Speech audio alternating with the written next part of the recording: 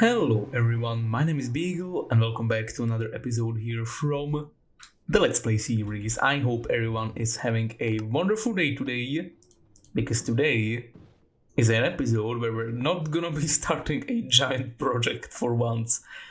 I looked at the past few episodes and I just realized that every single one of them was me having a crazy idea that I'm not gonna finish in like 10 episodes, so we're gonna take a load of... I forgot that I haven't spawn-proofed this tunnel yet. Oh jeez. Yeah, so we will be taking it pretty easy in today's episode, and we will be mostly focusing on some of the unfinished projects in our world. Maybe we'll also do some small new projects, we'll see. Definitely not anything really big. By the way, this happens if you have a old world which went through a lot of snapshots and you haven't cleaned it in quite a while. Your rockets just last freaking indefinitely. What is happening? Can I stop flying, please? Jeez. There we go, finally. Yeah, so technically we completed the gold farm quite a while back. There are just a few quality of life changes that we could do. For example, before we had only like 3 block wide pathways connecting the magma blocks to the killing chamber here, and if we fill it up with glass like this, then we don't actually have to worry about piglins dropping down and killing us over here. So that's the first thing we're gonna do. I brought a bunch of glass, hopefully it's gonna be enough. And we're gonna fill all of this in. And now that we've got all of that filled in, I am happy to say that it does look way better than what it did before. And now it is also very safe to come down here, and we can actually exist here while the farm is running. And we can actually do stuff here without the fear of dying instantly, because they just homed in onto me when I was down here. So it was, yeah, not very good, but now it's good. And now we're gonna move on to another project that I had planned for quite a while now, and I think you can very easily tell what we're gonna be doing here. Of course, we're gonna be building a piglin bartering station. I think I mentioned that I wanted to have one of these when I actually built this twisted wood stem thing monstrosity.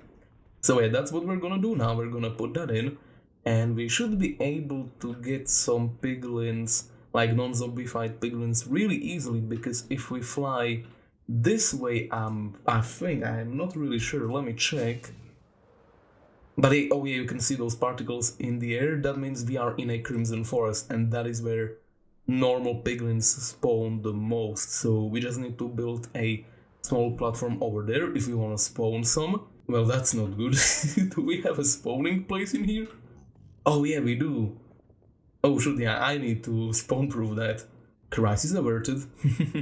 Now we can actually move on to the designing phase of this, and I think we're gonna do something very, very simple. I think all we're gonna do is we're simply gonna have a hopper clock right next to this, and it's just gonna pulse every once in a while, and that is gonna set off the dispensers, which are gonna give gold onto this block. It's gonna drop it right there. The piglin should be able to easily pick it up, and when it does, it is gonna look at it for a few seconds, right? It's gonna drop its items down into the hopper, and then we can store it however we want. We're just gonna have a single piglin above each hopper. I know that each hopper can have like 2 piglins above it without getting stuck, right? Because if you have more piglins than that and they start dropping items, they might clog up the hopper because it's not fast enough and it might overflow. So yeah, we're just gonna do a single piglin because that's probably the easiest thing to do.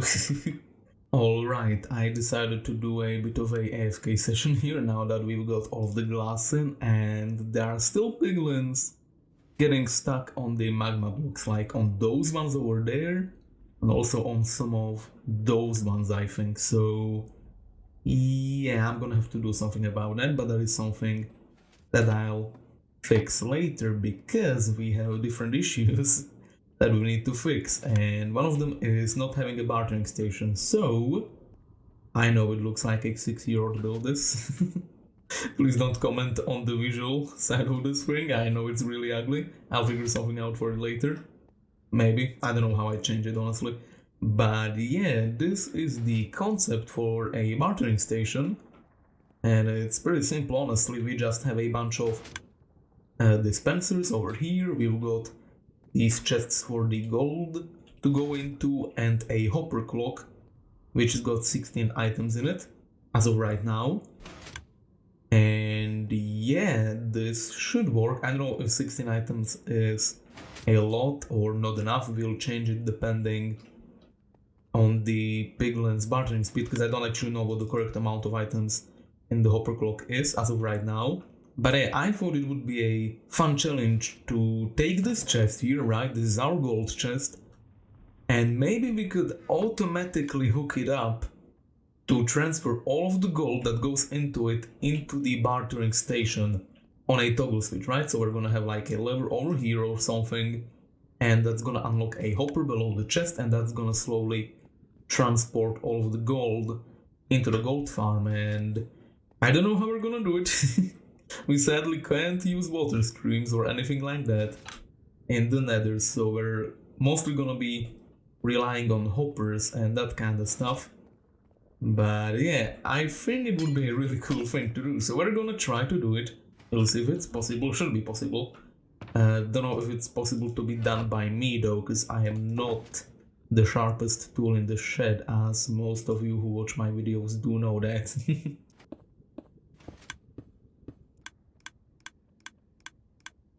Okay, this is a good start. I think we're onto something here. So I made a small auto dropper design here, and the comparator lights up this redstone when there is an item in here, powers this block that powers the repeater, which also sets off the comparator again because this signal is stronger than this one, and it also sends a pulse to the observer chain, which should activate all of the droppers as it goes. And now we just need to figure out, this is how it looks when it works, by the way. And now we just need to figure out how to power these two here, because these ones are not getting powered. It's only this one and the ones after that. So if we figure that out, this should be good to go, I think.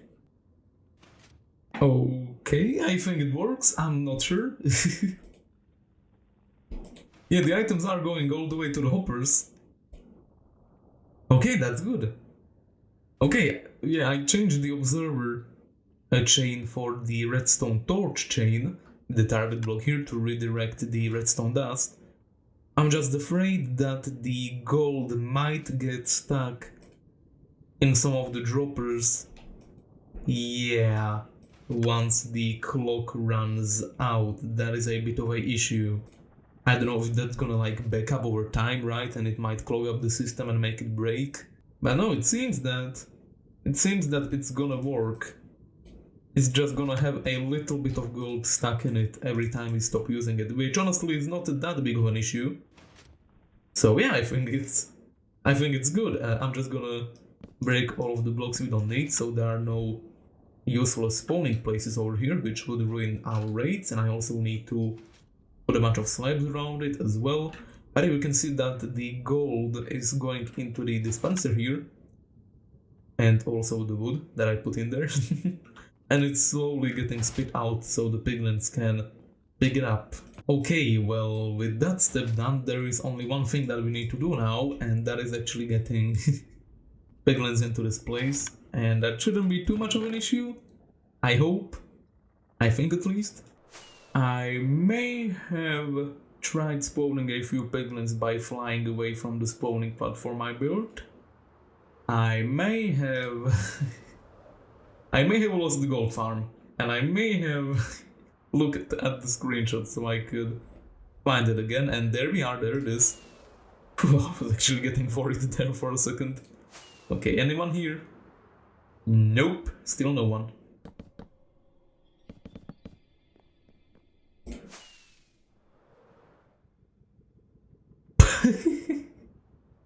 What just happened? What was that? I just placed in a few acacia blocks to make the platform bigger.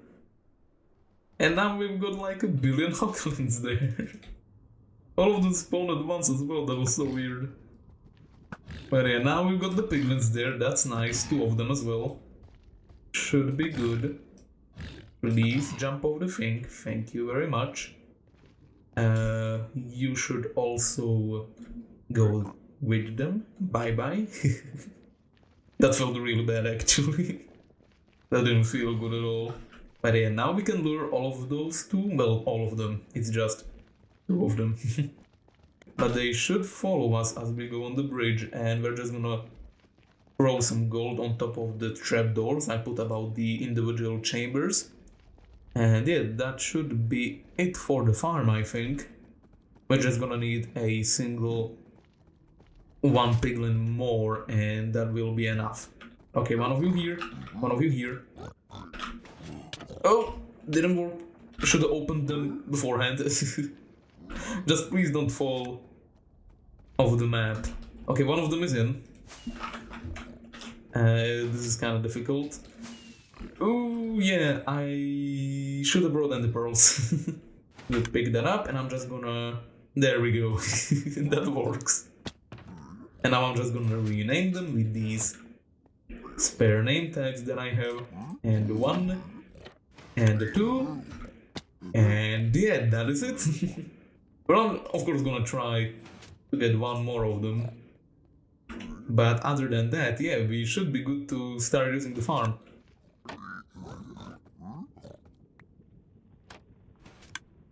So the piglins are bartering, or at least this piglin over here is bartering.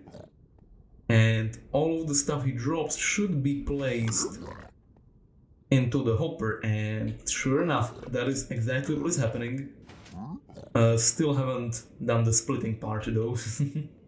And I also wanted to get a lever for the redstone clock itself here, and whenever we want to turn this off we can just do that and it's gonna stop pulsing, I think, right? And now it's gonna stop. Yeah, you can see that there are no items here because it needs to do 1 more cycle before it turns off, and now the items are stuck. Awesome, so the bartering farm is running as we speak. I left it on so we can see what we can get from it in a short amount of time. But while we do that, I wanted to try out a item elevator design which I have never done. Many people have done it. It's basically redstoneless and really convenient and easy to do and use. And I want to try to do it myself. I haven't done it before, and it's really simple to do as far as I know. All you need to do is you need to do this, and I'm already not sure what I need to do. We're gonna get rid of this ugly stone brick pillar over here, and we need to put a trapdoor like this with a rail on top of it, minecart here, and open this and break that. That seems about right, I think, and the idea is that if we get rid of this spruce here, we're just gonna have minecarts on top of the trapdoors like so, and if we want to go up we just need to look up and press right click, and then I'm gonna press right click again, and there's gonna be a minecart right there, and it's gonna slowly elevate us up. Well, I say slowly, it's actually a pretty quick design. So yeah, I'm gonna try to do this. It's gonna be a bit of an experiment, and if this turns out to be good, maybe we can even start using it in other parts of our base. Well, base builds.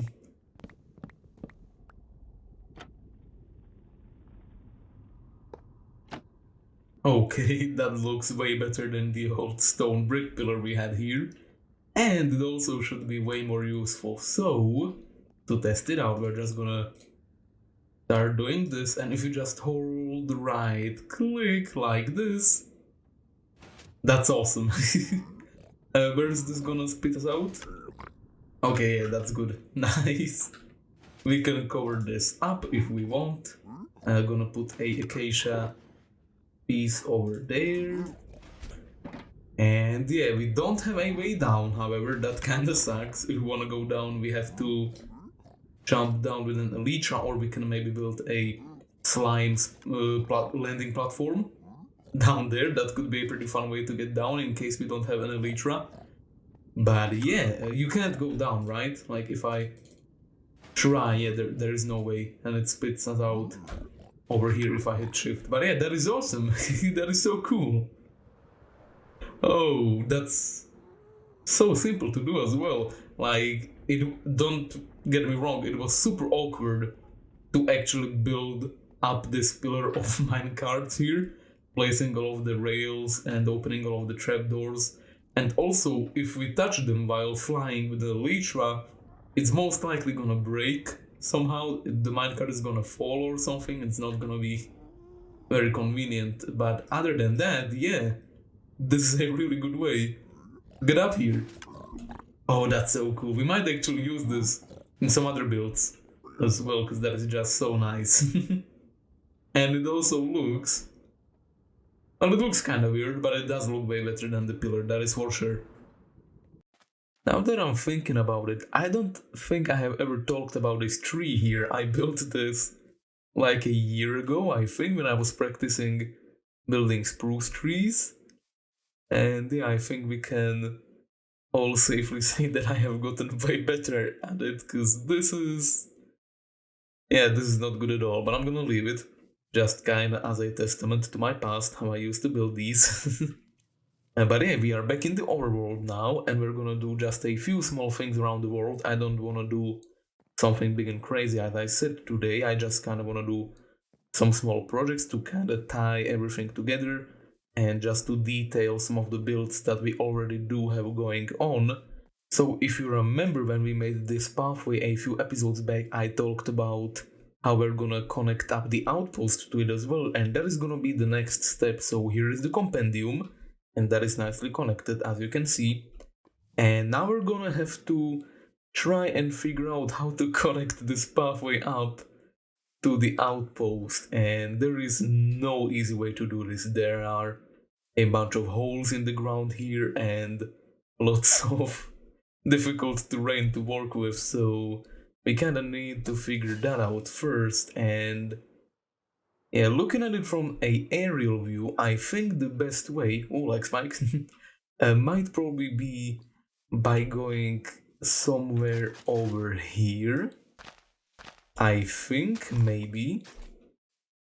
Yeah, and then we kinda can just take the pathway over here, and that way we can also connect up our sheep farm, which is over here.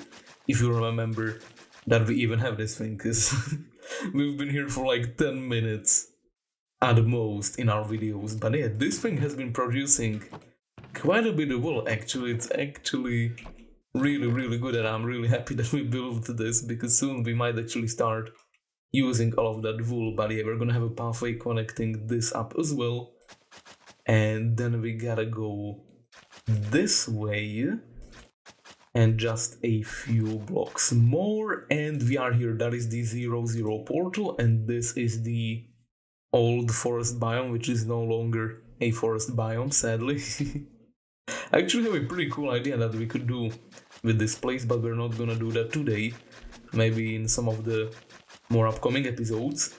But the pathway could go like over here. Actually, there are like two big caves here. I don't think I want to deal with that. We're gonna take a turn over here. That's gonna be way more convenient. And then we're gonna have a pathway coming along the shore. I'm gonna probably replace all of this sand with dirt just to make it look better. And it's gonna connect up all the way to the outpost here. So I don't know if we're gonna be able to see how the pathway looks in the trees. Oh yeah, we can kinda see it.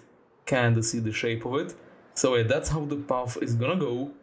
And yeah, without further ado, I'm just gonna go to work. I'm gonna clear all of these trees, add in all of the details. So I'm just thinking about stuff that we could talk about while I'm working on this, and there's actually a pretty important thing happening in the Minecraft community right now, and that is another mob vault that Mojang just released.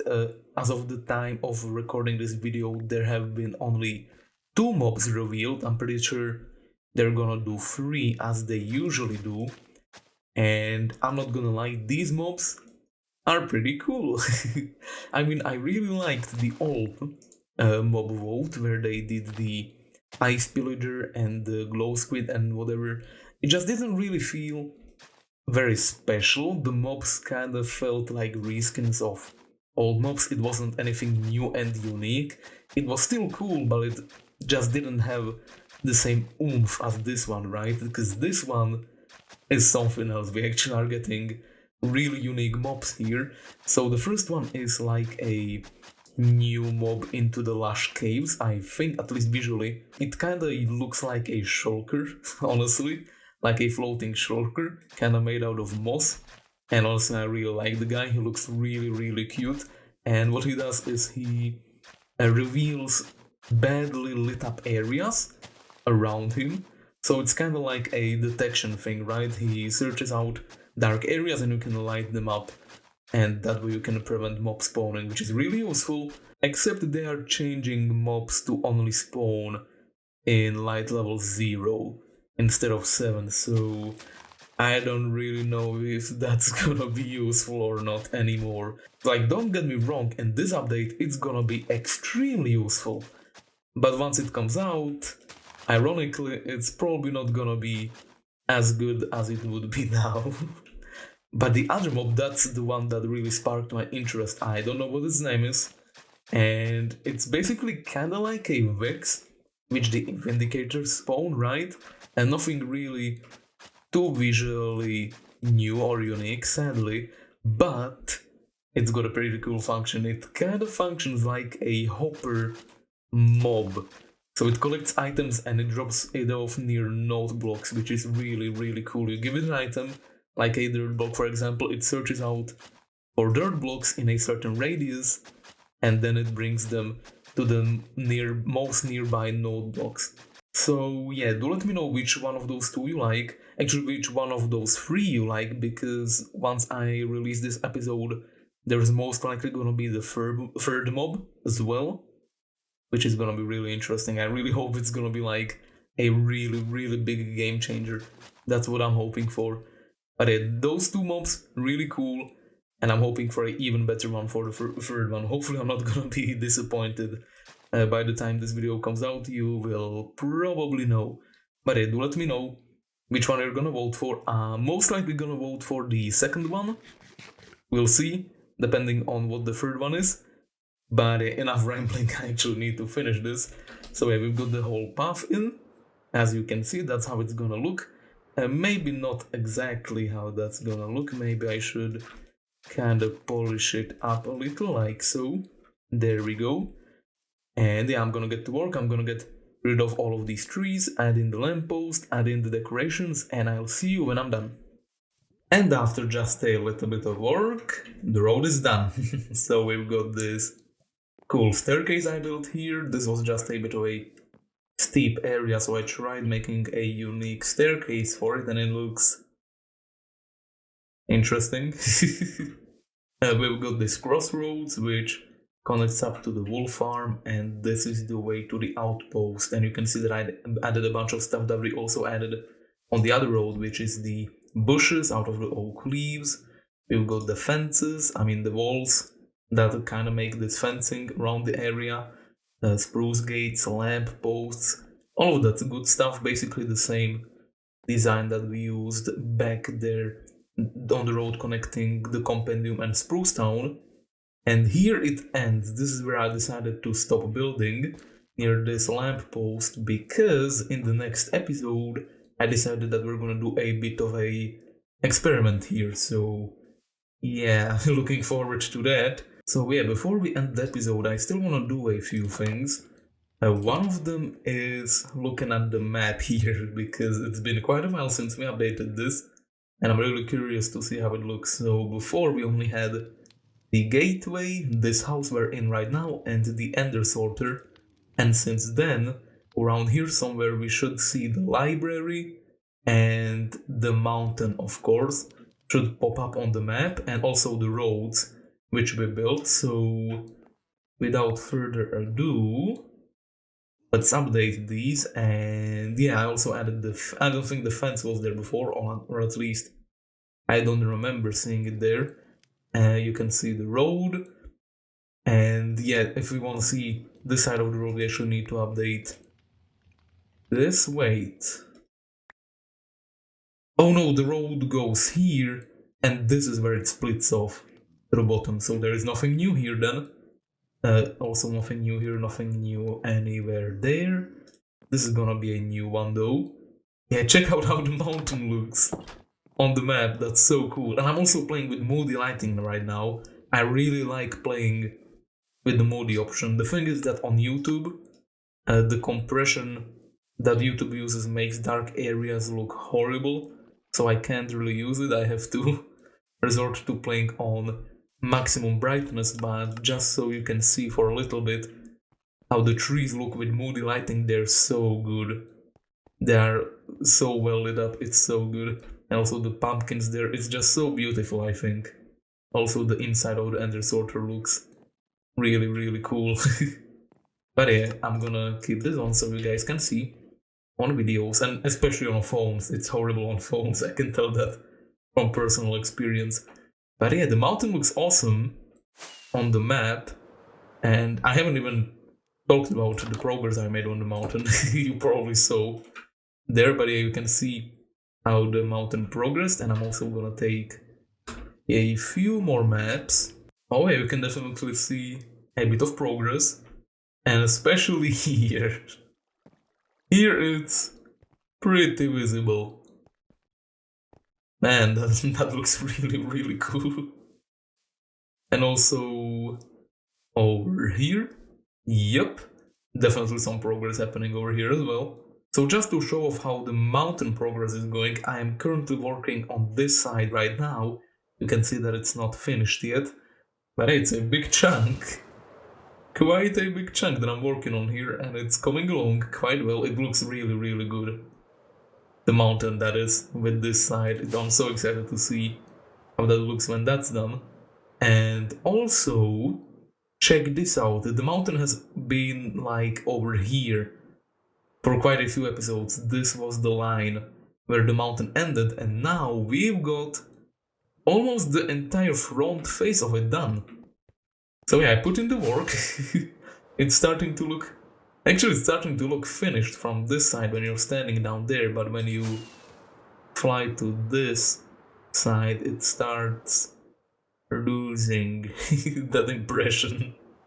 So yeah, I've still got a bunch of work that needs to be done, but it's coming along. It's coming along quite well, honestly, slightly quicker than I expected. Yeah, so by the time I was working on the road there, Mojang actually released the third mob, or the mob vote, and man, it's so good. The copper golem, come on, that's gotta be the best one. At least in my opinion, I love him so much. The small copper dwarf robot, come on, it's so good. That's definitely the one that I'll be voting for. So yeah, I'm super excited to see who wins. If Copper Boy doesn't win, then that's okay, I'm happy with the other ones as well. I'm just rooting for the small orange guy. So yeah, that's going to be the end of today's episode. I hope you enjoyed it. Have yourselves a wonderful rest of the day, and I will see you in the next one. Bye bye!